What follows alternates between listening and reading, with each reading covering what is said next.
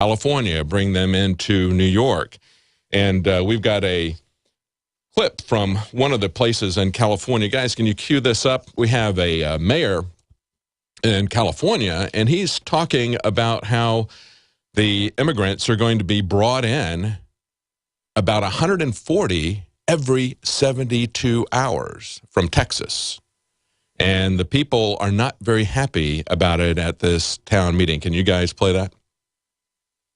What we've been told that most of these immigrants are families. These are mothers and young children or fathers and young children. The mayor tried to reassure constituents their safety is not in jeopardy, but his words did little to soothe a heated crowd. I'd like to know, sir, do we have a plan? And I'd like to know what that plan is in the event that these people are starting to be dumped all over town. I'm sorry, I don't feel our officials, and I apologize to everybody, are being really honest. Federal immigration officials say the immigrants processed in Murrieta are unlikely to stay in the area. What will happen is once they're processed by the Border Patrol, they will be released to ICE agents who will make sure they get to their destination and or transportation hubs. Murrieta's mayor says this first group of 140 people may be the tip of the iceberg. He says it's possible that every 72 hours, another group of about 140 undocumented immigrants will be coming here for processing at this facility.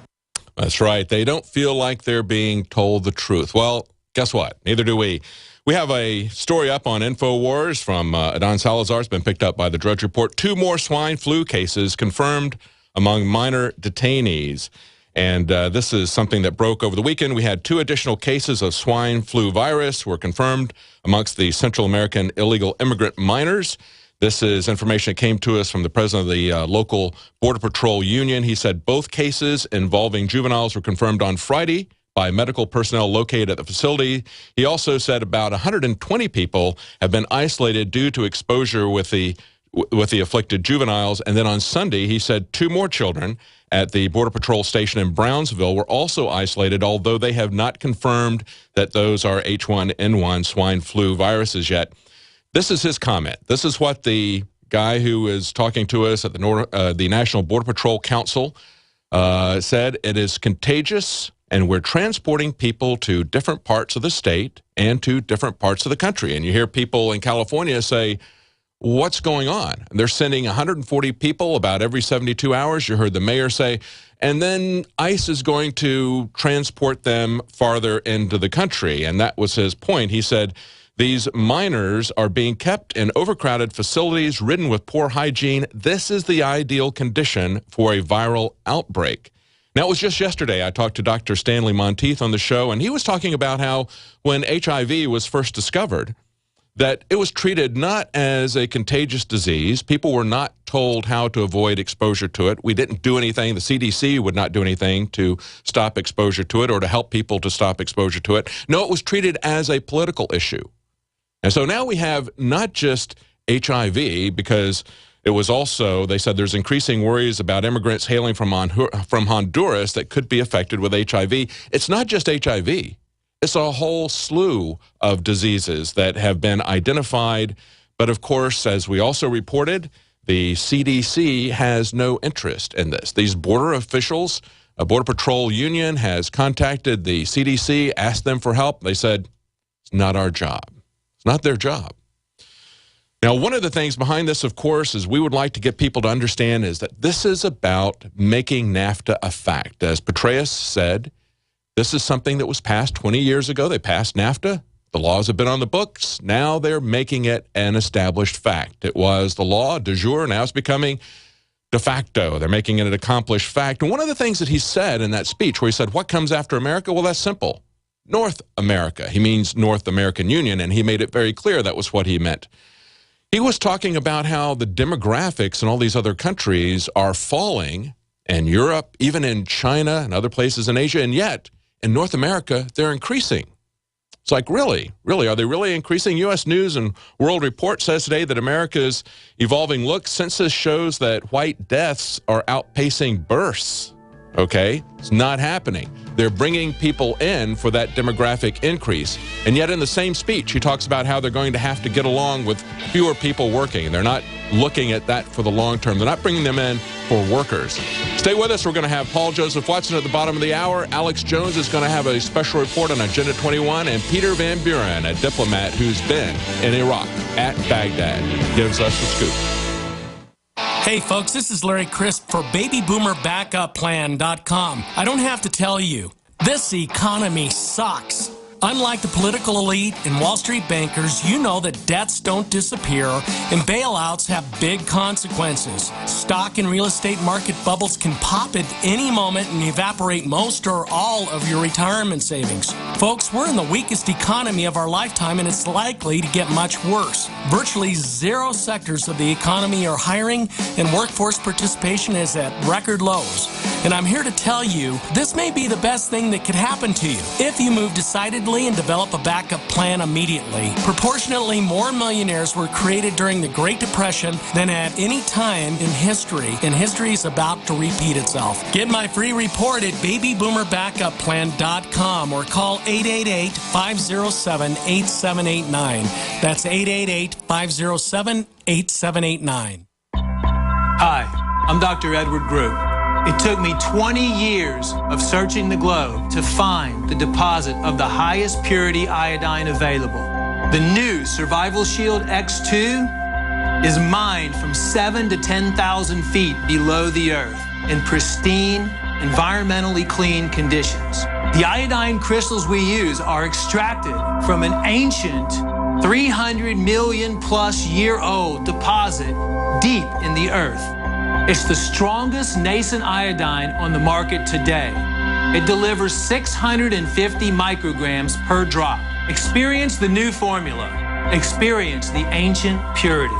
Shield your family. Survival Shield X2. Available now at InfoWarsLife.com. X2 from InfoWarsLife.com or call toll-free 888-253-3139.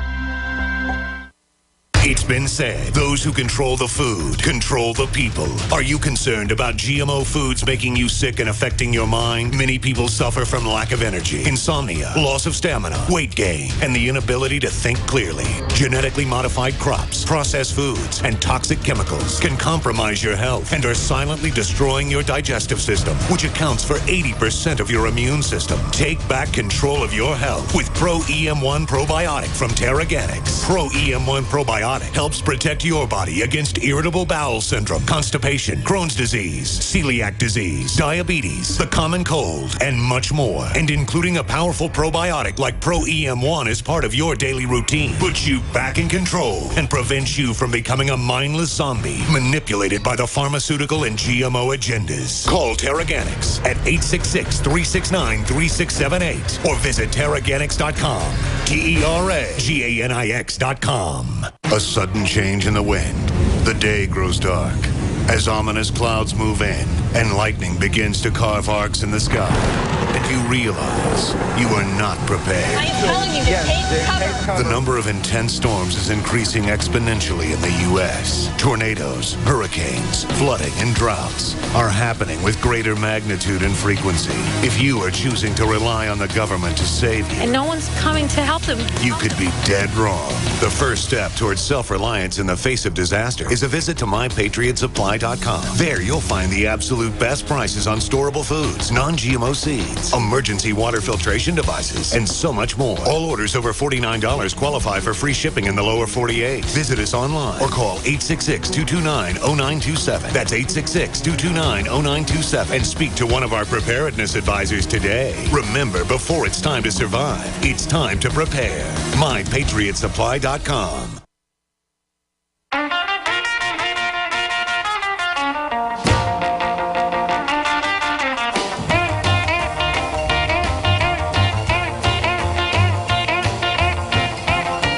Welcome back to the Alex Jones Show. I'm David Knight, your host today. I'm going to be joined in the next segment, Paul Joseph Watson out of the UK. We're going to talk about some breaking articles on Infowars.com. One of them, we've now learned from Charlie Rose, who, of course, we can now trust him, even though Alex has been telling you this for a very long time, that your LED lights can be used to track you, to spy on you, even to determine if you've got firearms. How about that? No paranoia there, because that's Charlie Rose, and we can believe anything he has to say. Also, an amazing article about a guy who lived in a prison and lived as a slave in North Korea, and how he can't get his head around being free. He kind of liked his slavery. So we're going to be talking about that with Paul Joseph Watson. Alex Jones also has a special report coming up in the second hour on Agenda 21. You won't want to miss that special report. And we're going to be talking to Peter Van Buren, somebody who for 23 years worked for the State Department.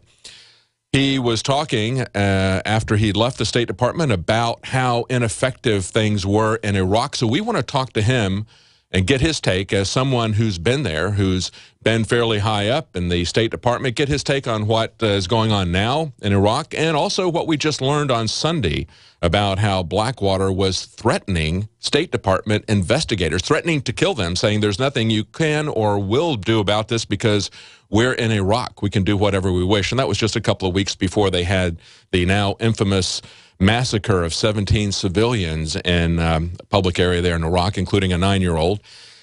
Yesterday, we had a Supreme Court decision about the Hobby Lobby, about the mandate, and it was a clash of can the government force us to violate our religious convictions? And, of course, the left was saying, well, this is a corporation because this family business decided to incorporate. Now they no longer have any religious freedom. The Supreme Court said, no, actually, they do. And the Supreme Court, I believe, made the right decision. Now, of course, we had in the dissent, we had some female justices were very angry about this. The Justice Ginsburg said, well, we're going to have a situation now where just anyone, any corporation or anyone can assert that they have religious objections. It's like, yeah, that's what the First Amendment is about. She thought that was just too radical of an idea. She actually used that word. She said it was too radical. We saw that Supreme Court Justice Kagan said that you can't do this. Congress gave an entitlement. They made a law. Well, the First Amendment says Congress shall make no law abridging the free exercise of religion. The exercise of religion. These are not just convictions that we hold quietly in the closet. And, of course, there's been a lot of reactions to this and a lot of hate calling for Hobby Lobby to be boycotted, many people calling for violence, calling for it to be burned down. Of course, doesn't look like the government's worried about that. They would be all over it if somebody was talking about burning down the White House, but you can talk about burning down people's private property and their businesses, and evidently that's not a problem. This I thought was interesting, and along the same line, we see that in Canada, a small town, city council has canceled an event at a city-owned facility last month after learning that the event was going to be sponsored in part by Chick-fil-A. This is a town of about 85,000 people. It was going to be an event that was going to be leased out to a Georgia-based leadership organization there in Nanaimo, British Columbia, I believe is the way it's pronounced. And this is what the city council person said. He said, any events that are associated with organizations or people that promote or have a history of divisiveness, homophobia, or expressions of hate, I didn't know that Chick-fil-A was about hate, will not be permitted by the city. And then he went on to compare them to organized crime. And he said, I think that Chick-fil-A's beliefs are almost to a criminal point of view this day and age. Yes, they nearly have criminalized any dissent with the state religion. And when he compares it to organized crime, we need to realize that if we don't stand for due process for even the worst people, even somebody you don't like, then you're going to lose it for yourself. The RICO statutes were initially created because they couldn't get convictions against organized crime, and it wasn't too long before they were using it against abortion protesters. This is the kind of slippery slope we see, and now it's gotten to the point where they feel like they can go in and confiscate the assets of people. We just had a case where a couple who was accused of stealing medical devices took out a loan on their home, and the government came in and confiscated their funds from that loan that they'd gotten out to defend themselves. So now they're left defenseless, and they justified it. in the same way that they justified attacking organized crime and taking away their due process. We have to stand for that, even for the worst in society, or we wind up with this kind of political correctness and tyranny. We'll be right back with Paul Joseph Watson from the UK. Stay with us. We're on